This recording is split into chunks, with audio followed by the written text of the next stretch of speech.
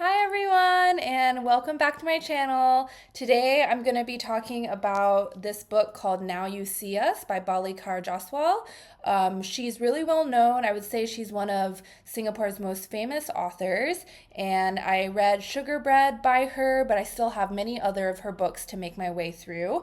But Balli was at that event that I mentioned in my last video at Book Bar, which is a local bookstore here in Singapore. And the theme of that talk was Singapore as place, how these authors use place in their novels. And Balli shared a lot of interesting insights into how she wanted to depict different people in Singapore and kind of who gets to be seen and who gets to have their story told. So, kind of in keeping with that, the main characters of this book are actually three domestic workers, all from the Philippines, who are working in Singapore. And I would say that the book really drew me in because it was a deep character dive into each of these women, and then later it became a murder mystery, and so then it hooked me because I was really intrigued and compelled by the humanizing effect that Bali deployed in bringing these characters alive, like really making them well-rounded, I feel. And I mean, not in like a super deep way because it's still keeping with the genre, which eventually is like a murder novel. But I think just having these domestic workers as the main characters and kind of the detectives, so to speak, to solve the murder mystery was really what drew me in. And I thought that that was such like an interesting premise. And I've read a few books this year and last year where the fringes of Singaporean society are kind of the main character of the book. My favorite was Catskill by Mile Yen Tay, but he also has like a non-traditional protagonist, which is done really well. So I wanted to share some of the things that Bali said in that talk because I think they're really interesting and relevant to the book. So she really wanted to explore, she says, how Singapore constricts and expands based on how much money you have or your status. And that's definitely something that we see throughout the book is yeah, just how Singapore is a totally different place based on whether you're the employer or the employee, whether you're a Filipino that's here on a domestic work pass tied to your employer versus, someone from the elite echelon of Singaporean society to even like the everyday person in Singapore. There's all of these different strata, and I feel like she definitely accomplishes having a bit of a critique of that without it being too heavy handed, in my opinion. And then at the talk, she also was asked about place because that was kind of the theme of the talk. And she was sharing about how, even though Singapore is so small, like geographically, depending on who you are, it could be even smaller. And she just mentioned, like, I think this happens in Hong Kong and other places, there are geographical parts of the country or the city where uh, domestic maids or helpers will gather on their off day. And for a lot of those people, the only places they see are really like their employer's home, which is where they stay, maybe like the school for drop off or the grocery store to do errands, and like where they go on their rest day. So, like a park or like a mall or like a plaza.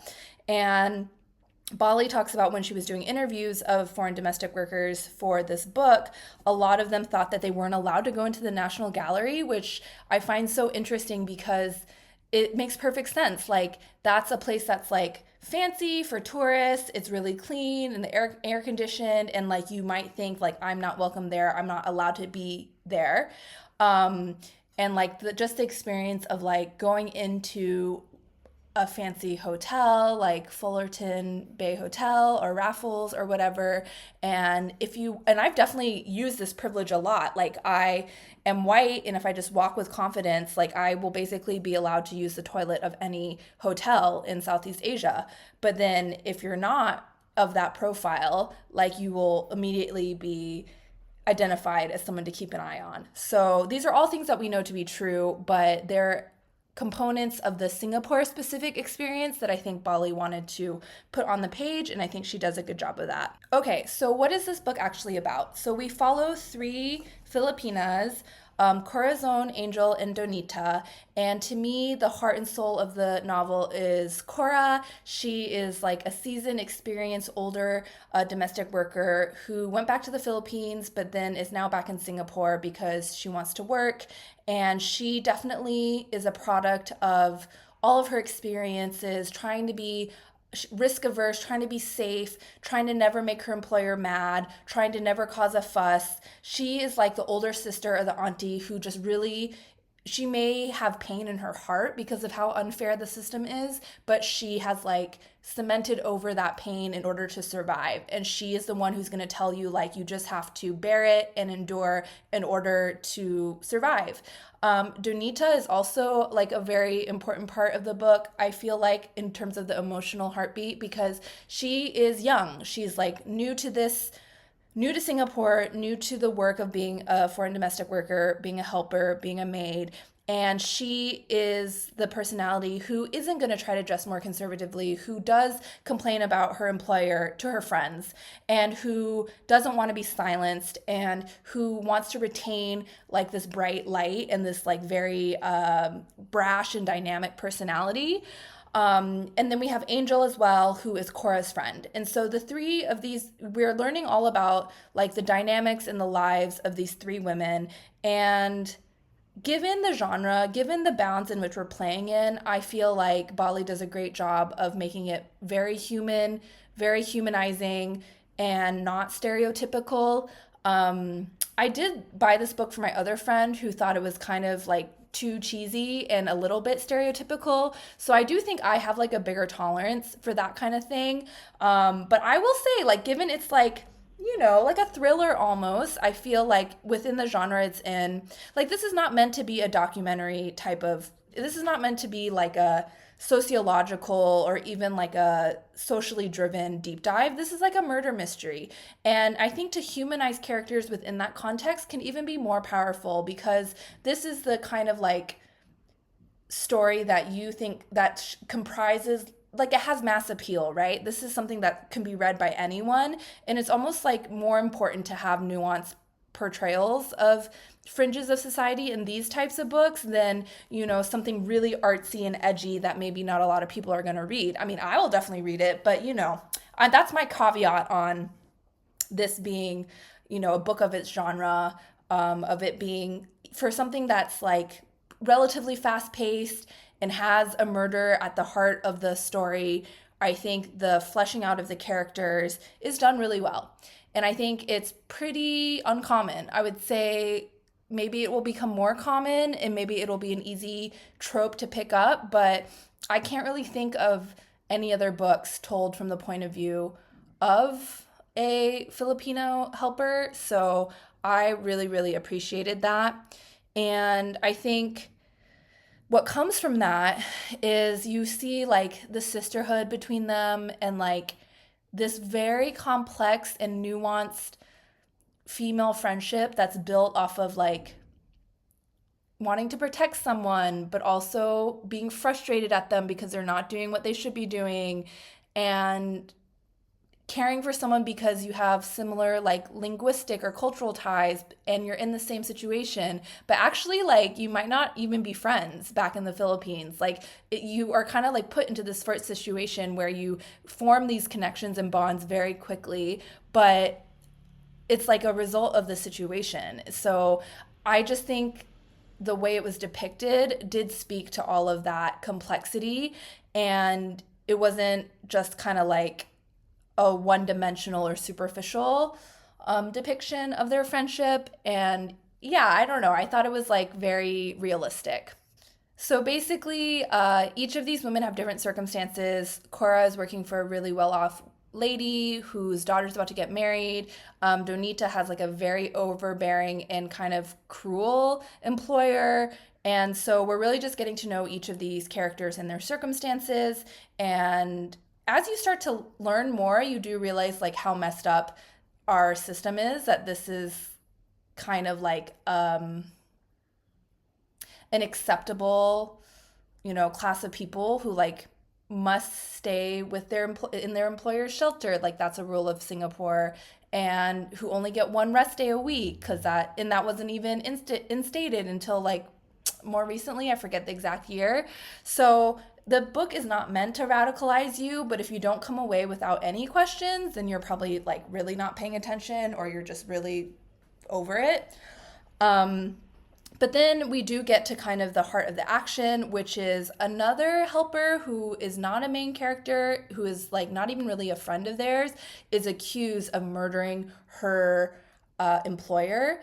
And then basically the three women band together in a pretty natural way. I don't think it's very forced. I feel like Balli did really good plotting and really good pacing of the plot. They like figure out the mystery.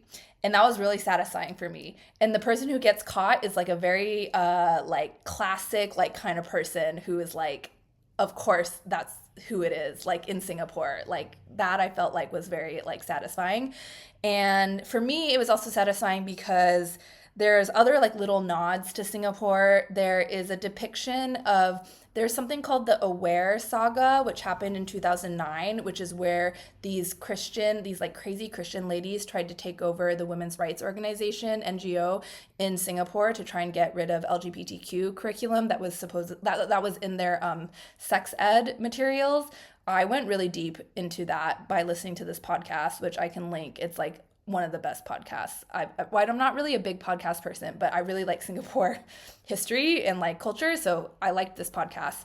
And there's kind of like a retelling of something similar that happens in this book, so like I loved that.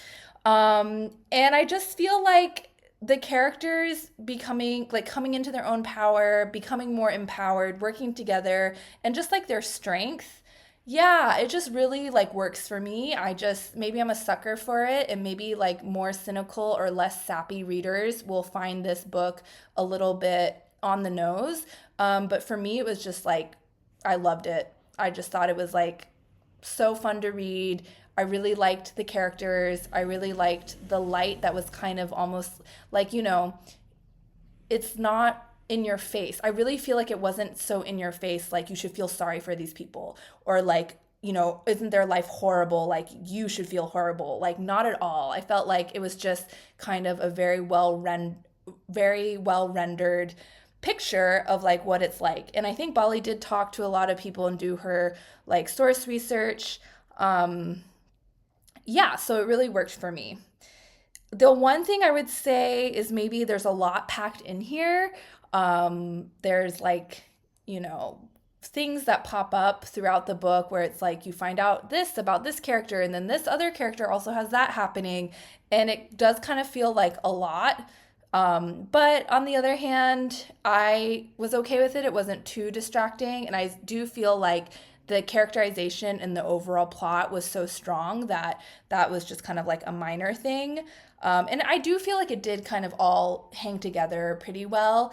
And maybe I'm a more naive reader. I always feel this way when I read murder mysteries or thrillers because I don't read a lot. Because like I'll go on Reddit and everyone's like, oh, it was so obvious from the beginning that it was this. Or like, oh, this plot device is like so overused, and like in the meanwhile I'm like, oh, that's so crazy, or like, whoa, I never guessed that it could be him. So I always have to like question, am I too naive of a reader?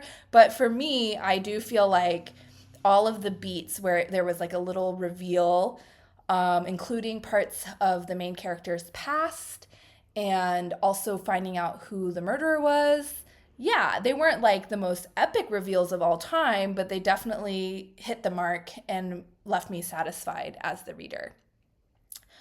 So I would definitely recommend checking this out. I think it's just really nice to like have plots or stories that you're familiar with, like the classic murder, who did it, but then it be told in like through a different point of view, or in a different place. Like if you're not living in Singapore, then I think it's interesting for you to read this just to get that sense of place from Singapore. And maybe I'll end with the last thing that I thought was really effective, which is Balli included little excerpts of this Facebook page called Ma'am Facebook pages. And ma'am is basically what Filipino housemaids refer to their employer as. So ma'am Facebook page is just like supposed to be these Facebook pages where all the employers come together and like comment. And that's a real thing. And actually, it's vile. Like, I have seen screenshots. It's like an anonymous group, it's private. And there, I've seen on social media like people who have infiltrated the group and then posted screenshots, and it's vile. Like, it's like, um, I think my maid is eating too much. Like, I want to give her less food. Or, like, my maid is complaining about sleeping in the living room because she doesn't get her own bedroom, which is very common. I think maybe not as common now, but I think still pretty widespread. She complains that her back hurts. Like, can I fire her? Like, to just, or like, my maid seems to have an inclination to dot dot dot, can I fire her? Like, they're really vile and like really show you like how cruel and evil humans can be. I think Bali took a lot of inspiration from probably real Facebook groups like that, and I don't think that, I think she like tamed it down a little bit for it to fit into this the tone of this book. But just dropping it in there and seeing how the employers, these women who, it's so wild, right? Because these women are like, yeah, there's just no solidarity among women. It's like very much a class and race thing. There's no like, let me help this other woman who is in less fortunate circumstances and I'm going to be a really great employer to her. It's more like, let me perpetuate and repeat the oppression that I may have felt, or like any resentment I felt as being, stuck with all of this domestic labor. Let me just like literally just take it out on this person that I've hired. So I think that's what those Facebook messages show really effectively. Yeah, and I think this is something Bali mentioned in the event, but just the role of gossip and how, and I love this. This is like the kind of thing that I would love because I love gossiping as well, but just how gossip is looked down on as like something silly and something that only women do, and like very, it can be looked at in a very condescending way. But it's just like semantics and systems of oppression, right? Because gossip is also like intelligence gathering, and it's also like, you know, forming connections with others so that you can then like problem solve. Like, gossiping, I also believe is like core to the human experience. And if you never gossip, like obviously there's a right time and place for gossiping, but I feel like if you know when and to who into whom to vent, it's like a very natural and cathartic human thing. I mean, I'm very pro gossiping, but I think part of like the strength of these women coming together to solve the mystery is because they have like these information networks and they have this really strong community, and they gossip and they marry tests and they go to the park and they go to the mall and they like message each other and they look on the Facebook groups. And, anyone who's been around that community knows that they're like on Facebook all the time, and they're like checking in with like their family back home, their formed families here. And so I thought that that was also a really neat component of this community for Bali to show in this book. So I will rate this a 4 out of 5. I recommend checking it out. I think Bali is pretty well known internationally, so you can probably get this outside of Singapore as well. Check it out from your library or go buy a copy and let me know what you think. I'll see you next time, guys.